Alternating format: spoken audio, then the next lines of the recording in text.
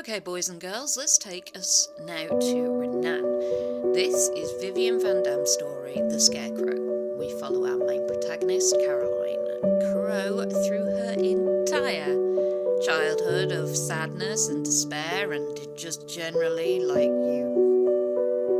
you want trauma? This is it. This poor kid has had the worst childhood.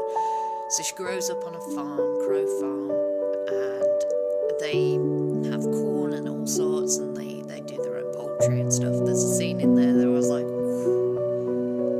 for a kid to do what she did, like, fair play to her.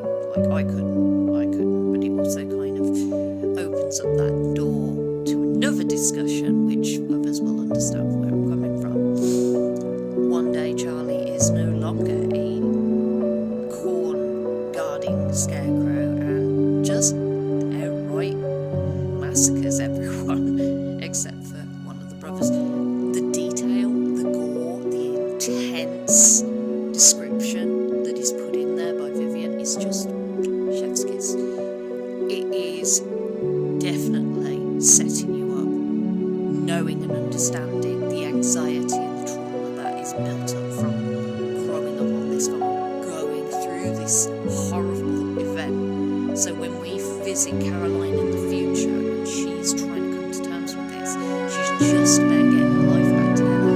She has to go back to Renan, and it all kind of kicks off again. It's a great short story, it's got a lot of depth to it. Writing is intense. You can tell what Viv's trying to do and building on, like that mystery about the town, and there's got to be more to it. You kind of want to know, like, where did the Scarecrow originate from? How did it become? Why is it in Renan? What is the particular relevance of the story? So it builds up that curiosity for the reader, and it sets her up as a world builder to kind of go, okay, well, if you're interested, here's this book, and here's this book, and this gives you bits and indications about how this town is different to every other town in America, how this town has its own intensity and history. I'm intrigued. You put the carrot, you dangled it.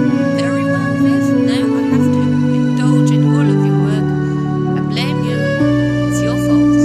But I'm also terrified of scarecrows. Like, think the Wheelers from Return of Oz kind of dark.